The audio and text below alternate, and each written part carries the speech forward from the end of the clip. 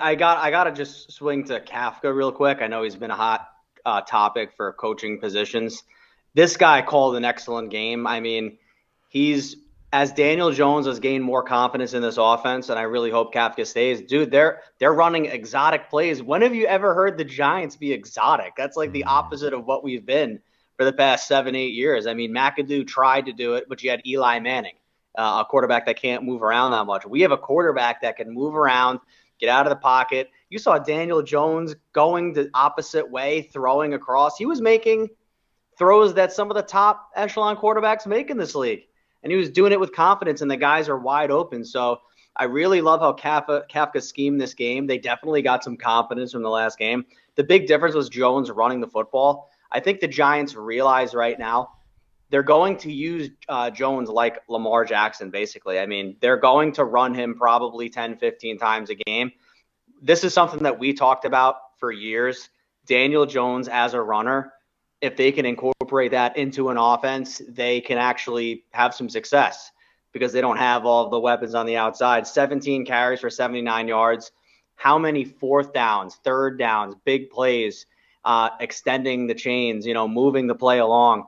I think Daniel Jones is a competitor and a warrior, and he sniffs the end zone. I mean, when he gets close, he's going in. He's making that 4th and 1. He's not getting stopped.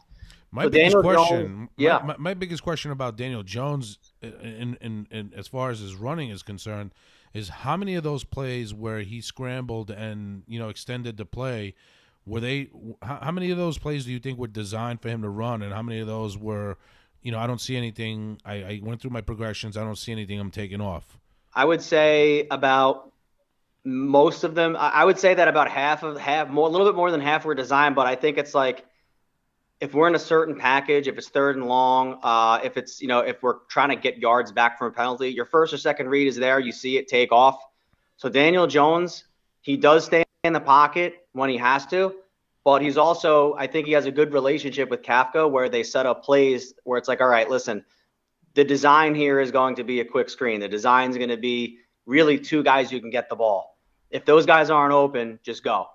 And I think Jones is like really, he's just getting so much more experience with figuring out defenses. He studies a lot of film. You can tell he's very prepared. I've seen like the last couple of years, there was a lot of confusion at the line of scrimmage. Jones would take a lot of unnecessary hits. It just seems like with Dable and Kafka, there's a scheme in place. Daniel Jones has the ability to change the play, but then they have him. Listen, he's running the offense. We're running this offense through Daniel, which is something that we haven't done in the past 3 years. It's been through. We tried to do it through Saquon, then we tried, gimmicky offense where we scored 18 points a game, and going through Daniel Jones is going to be the winning formula here. So I think you're going to have some design runs for sure, but there's also going to be some runs where it's like if that first or second read isn't there quickly, take off. Let's not have a 1st and 20. Let's make it 2nd and 10.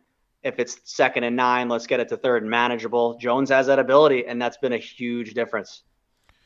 Yeah, no doubt. I mean, you definitely see the confidence in Daniel Jones, specifically the last 3 or 4 weeks of the season, leading into the wild card round against Minnesota.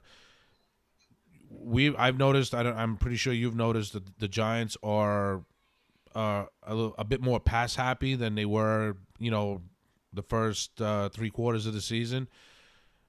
They're I see something in Daniel Jones that I didn't see the first, 14, 15, 16 games. And he's getting better at, going through his progressions.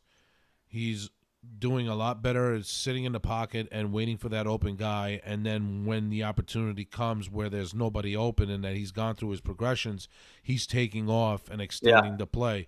And that's the one thing that I've noticed about Daniel Jones.